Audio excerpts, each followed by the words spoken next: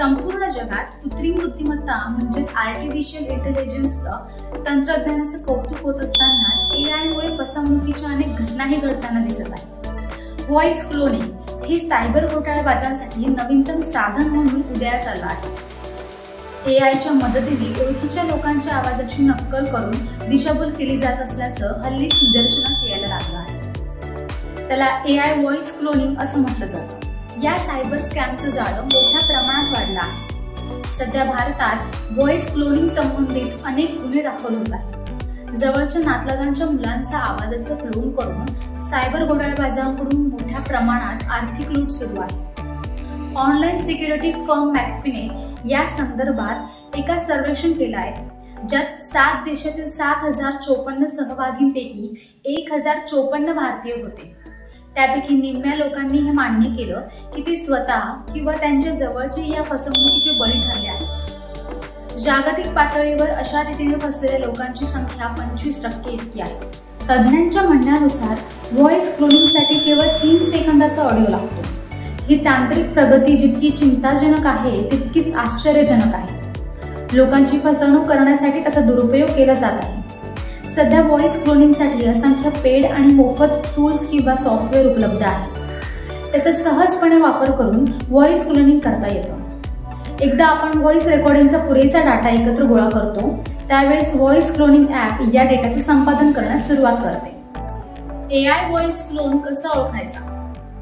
तुमच्या ओळखीच्या एखाद्या व्यक्तीने अचानक तुम्हाला कॉल करून तात्काळ मदत मागितली तर तुम्ही सावध राहावं।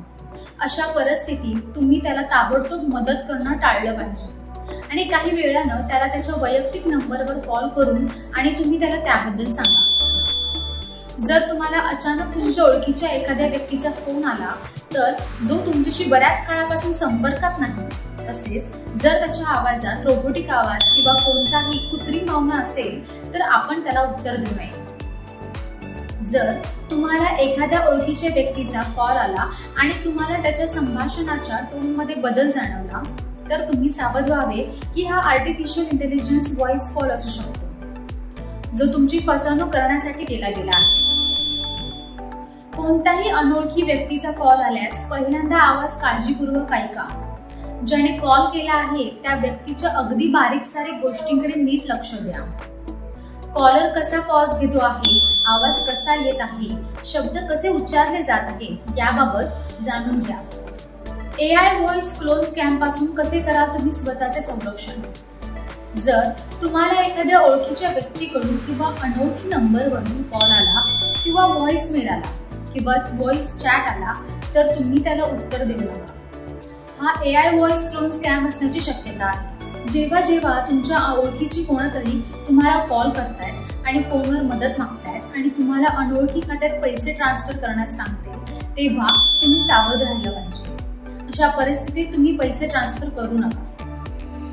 कोणत्याही डिजिटल प्लॅटफॉर्मवर तुमची ऑडिओ क्लिप अपलोड करू नका। तुम्ही असं केल्यास तुमच्या आवाजाचं क्लोनिंग कोणीही करू शकतं आणि गैरफायदा घेऊ शकतं। तर अशीच नवीन आणि ताजे व्हिडिओज पाहण्यासाठी देशदूतच्या सोशल मीडिया प्लॅटफॉर्मला लाईक करा, शेअर करा आणि सबस्क्राईब करा। धन्यवाद।